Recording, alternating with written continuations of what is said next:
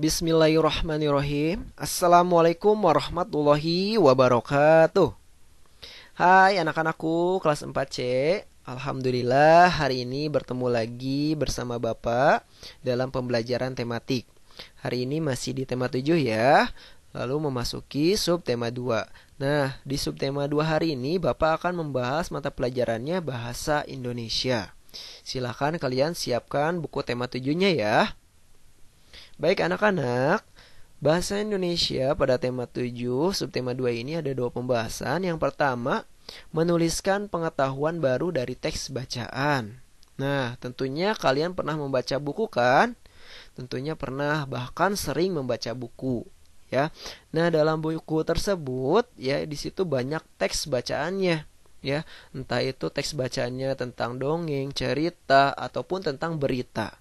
Ya, ketika kalian membacanya dengan baik, dengan teliti, ya, maka setelah selesai membaca, kalian akan mendapatkan sesuatu yang baru atau pengetahuan baru dari teks bacaan tersebut.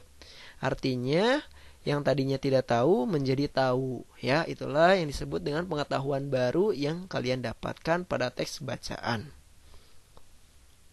Yang kedua, menuliskan gagasan pokok dari teks bacaan. Nah, tentang gagasan pokok ini pernah dibahas ya di pembelajaran sebelumnya. Ya, Bapak ingatkan lagi, ide pokok atau gagasan pokok ini menjadi pokok pengembangan paragraf.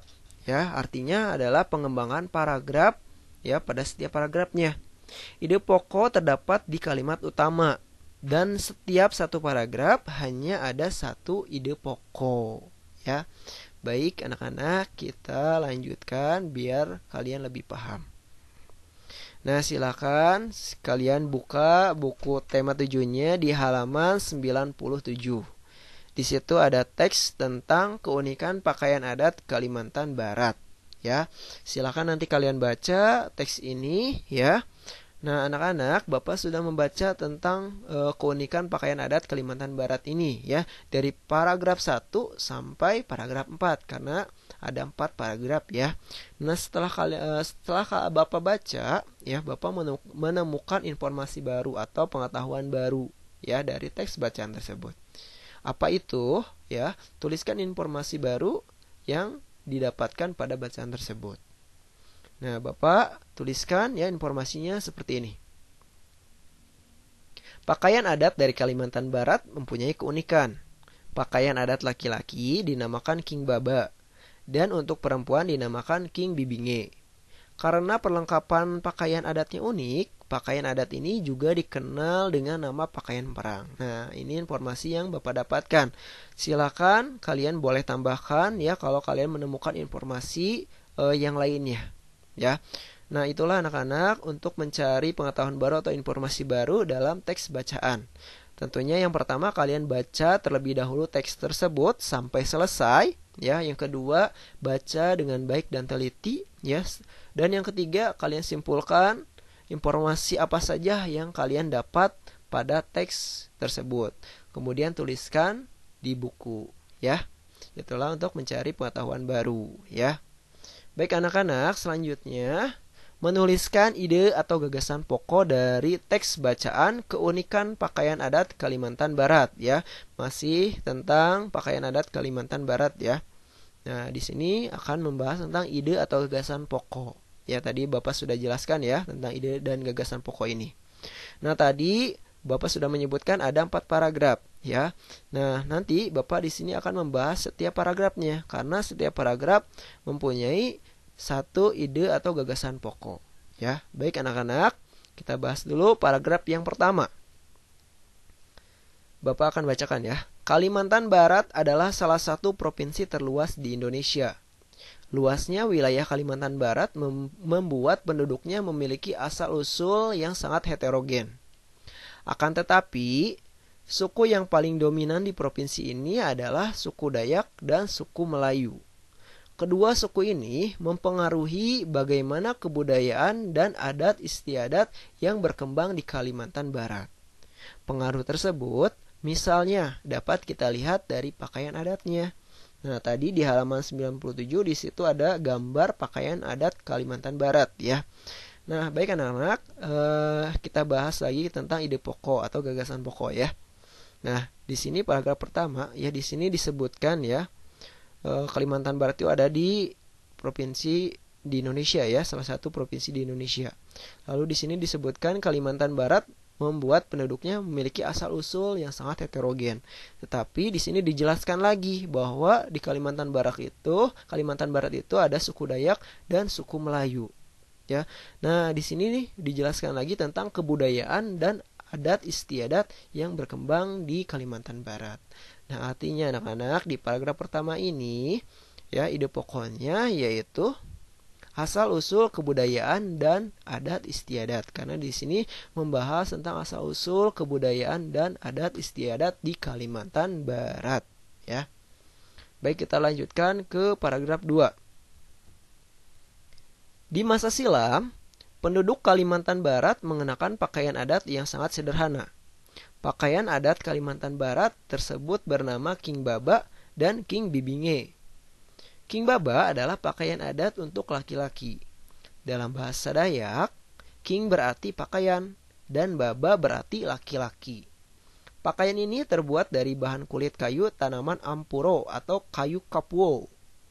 Kedua jenis kayu ini adalah tumbuhan endemik Kalimantan yang mempunyai kandungan serat tinggi. Nah, anak-anak, di paragraf kedua ini membahas tentang pakaian adat di Kalimantan ya. Lalu di bawahnya diperjelas lagi bahwa pakaian adat tersebut ada dua, King Baba dan King Bibinge, atau untuk laki-laki dan perempuan. Lalu dijelaskan lagi di bawahnya bahwa pakaian tersebut ya terbuat dari kulit kayu ya, yaitu ampuro dan kapuo. Lalu dijelaskan lagi di bawahnya bahwa kedua jenis kayu tersebut adalah tumbuhan endemik Kalimantan ya, tumbuhan yang khas dari Kalimantan ya, yang mempunyai kandungan serat tinggi. Nah, artinya ide pokok dari paragraf kedua ini yaitu pakaian adat Kalimantan Barat ya, yang tadi di sini. Pakaian adat Kalimantan Barat ya, penjelasannya ada di bawah. Baik anak-anak, selanjutnya paragraf ketiga. Untuk membuat King Baba, kulit kayu tersebut dipukul-pukul menggunakan palu bulat di dalam air sehingga hanya tertinggal seratnya. Setelah lentur, kulit tersebut kemudian dijemur dan dihias dengan lukisan-lukisan etnik khas Dayak menggunakan bahan pewarna alami.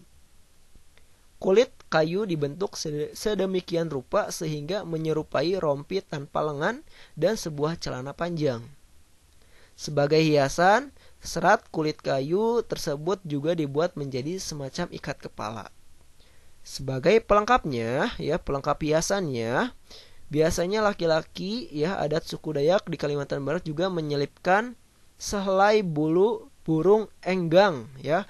Burung enggang ini adalah burung khas Borneo yang kini mulai langka. Tak lupa, senjata tradisional berupa mandau dan perisai juga dikenakan.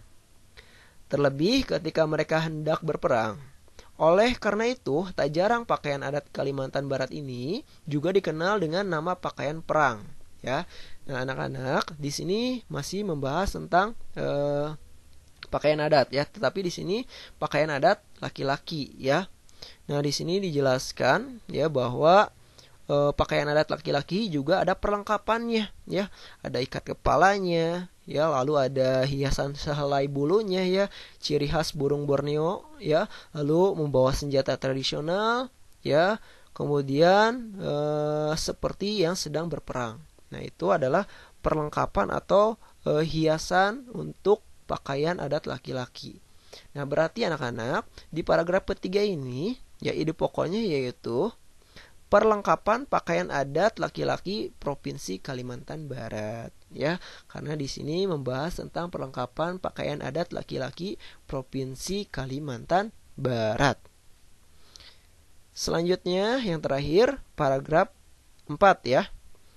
Pakaian adat Kalimantan Barat untuk para perempuan juga dibuat dari bahan dan cara yang sama.